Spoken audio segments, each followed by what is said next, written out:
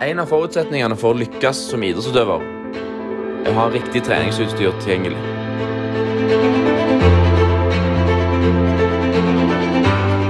Veien til suksess er krevende og forutsetter hardt arbeid.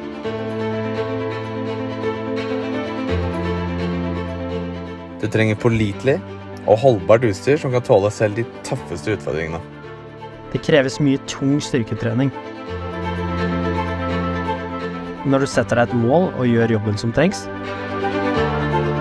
Da er det ingen som kan stoppe deg.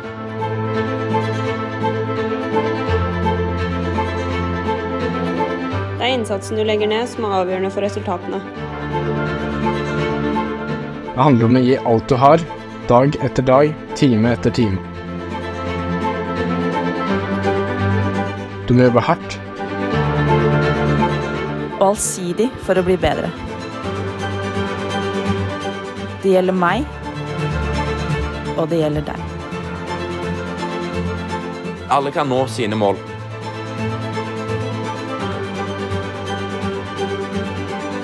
Bare de er dedikerte og målrettet.